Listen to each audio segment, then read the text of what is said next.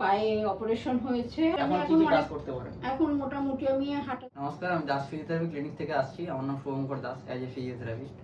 তো পেশেন্টটাকে আগেও নিয়ে এসেছিলাম, দুটো পার্ট দিয়েছিলাম, এটা নাম্বার 3।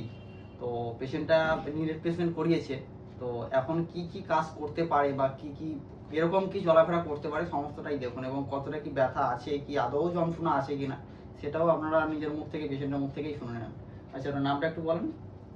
নমস্কার, আমার নাম শিখারানী পোদ্দার। হ্যাঁ আমার পায়ে অপারেশন হয়েছে আজকে কয়েকদিন, 1.5 মাস। হ্যাঁ, ওরকমই হবে। 2 মাসের কাছাকাছি মোটামুটি ধরেন। মোটামুটি আমি এখন কি কি কাজ করতে পারেন? এখন মোটামুটি আমি হাঁটা চলাটা করতে পারি। আমার কোনো ওয়াকার লাগে না। তারপরে নিজে নিজে হাঁটা চলা করি। তারপর বসে বসে ব্যায়ামগুলো করতে পারি, সিঁড়ি দিয়ে ওঠানামা করতে পারি। আচ্ছা, এখন কি যন্ত্রণা বলুন বা ব্যথা বলুন, একটা ফোলাভাবটা কিরকম কি রয়েছে, বা ফোলাভাবটা আগে যেরকম ছিল সেরকম? না, ফোলাভাবটা আগে যে ছিল তার থেকে এখন অনেকটা কম আছে। আচ্ছা, এখন খুব লাইটলি আছে বলতে পারেন, তাই তো? হ্যাঁ হ্যাঁ হ্যাঁ। আচ্ছা, তো এরকম কন্ডিশনে রয়েছে পেশেন্টরা। ওনার লেফট হাঁটু নি রিপ্লেসমেন্ট হয়েছিল, তো কয়েকদিন পরে ডান হাঁটুটাও হবে। তো মোটামুটি ঠিকঠাকভাবে হাঁটতে পারে, পেশেন্টের মুখ থেকেই শুনে নিলেন।